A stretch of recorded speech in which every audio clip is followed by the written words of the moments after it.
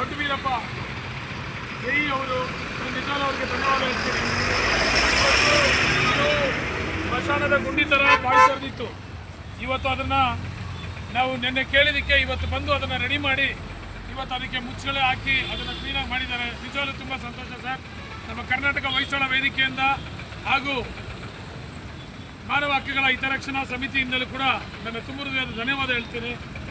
ನಮಗೆ ನಾವು ಕೇಳೋದು ಒಂದೇ ಒಂದು ಸರ್ ನಾನು, ಯಾಕಂದರೆ ಪಬ್ಲಿಕ್ಕು ಜನ ಹೆಣ್ಮಕ್ಳು ಮಕ್ಕಳು ವಯಸ್ಸಾದವರು ಡಾಕ್ಟ್ರುಗಳು ಆಮೇಲೆ ರೋಗ ಇರೋರು ಇರ್ತಾರೆ, ಹೋಗ್ತಾ ಇರ್ತಾರೆ. ಇದು ಸಿಗ್ನಲ್ಲು ಇದನ್ನು ತಪ್ಪಿಸ್ಕೊಳ್ಳೋರು ಈಗ ಮಾತ್ರ ನೇರವಾಗಿ ಇಲ್ಲಿ ಬೀಳ್ತಾರೆ.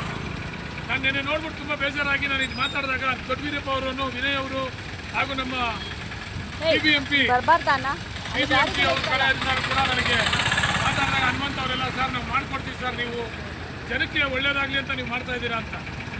ರಾಜ್ಯಾಧ್ಯಕ್ಷರಾದಂಥ ನವೀನ್ ಅದನ್ನು ಹೇಳೋದು ಒಂದೇ ಒಂದು ಮಾತು, ದಯವಿಟ್ಟು ಇದನ್ನು ನಾವು ಹೇಳೋದಲ್ಲ, ಇಲ್ಲಿ ಓಡಾಡೋಂಥ ಇಂಜಿನಿಯರ್ಗಳಿರ್ತಾರೆ, ನಮ್ಮ BBMP ವರ್ಕರ್ಸ್ ಇರ್ತಾರೆ, ನೋಡಿ ಅದನ್ನು ಮುನ್ನೆಚ್ಚರಿಕೆಯಾಗಿ ನೀವು ಒಂದು ಸ್ವಲ್ಪ ಕೆಲಸ ಮಾಡಿದ್ರೆ ತುಂಬ ಸಂತೋಷ.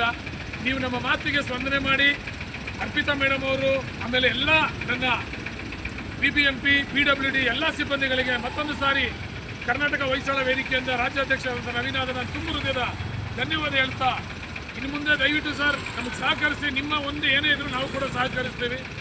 ತುಂಬ ಧನ್ಯವಾದ. ಜೈ ಹಿಂದ್, ಜೈ ಕರ್ನಾಟಕ, ಜೈ ಭೀಮ್ ಅಂಬೇಡ್ಕರ್.